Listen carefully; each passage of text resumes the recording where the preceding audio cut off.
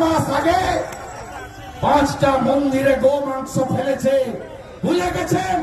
ভুলে গেছে শ্যামপুর, ভুলে গেছে শ্যামপুর।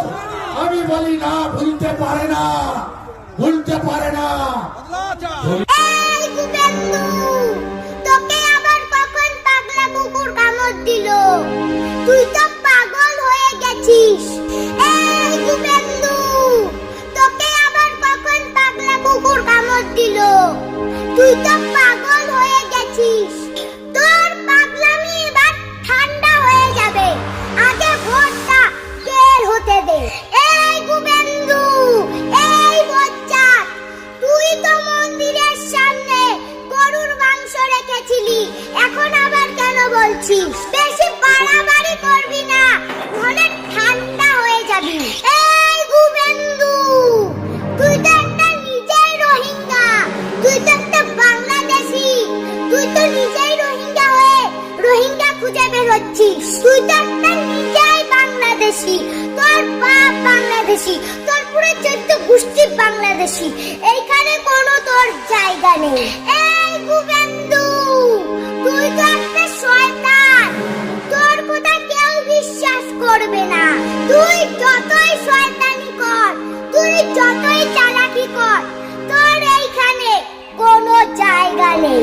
এই গুবেন্দু, পশ্চিম বাংলার মানুষ বোকা নয় যে তোর কথা শুনবে। এই গুবেন্দু, তুই তো একটা নিজেই রোহিঙ্গা, তুই তো একটা বাংলাদেশি, তুই নিজেই রোহিঙ্গা হয়ে এখন রোহিঙ্গা খুঁজে বেরোচ্ছিস। আমার বন্ধুরা, তোমরা সবাই দেখতেই পাচ্ছ ভিডিওতে এই মানুষটাকে। এই মানুষটার কথা তোমরা কেউ বিশ্বাস করবে না, তার কারণ এই মানুষটা অনেক শয়তান। বিজেপিরা শুধু মিথ্যা কথা বলে, কোনো কাজের কাজ করে না। তোমরা কি 15 লাখ টাকা অ্যাকাউন্টে পেয়েছো? তোমরা কি বিনা পয়সায় ক্যাশ পেয়েছো? তোমরা কি কিছু পেয়েছো? আমি জানি তোমরা কিচ্ছু পাওনি। বিজেপিরা শুধু মিথ্যাবাদী।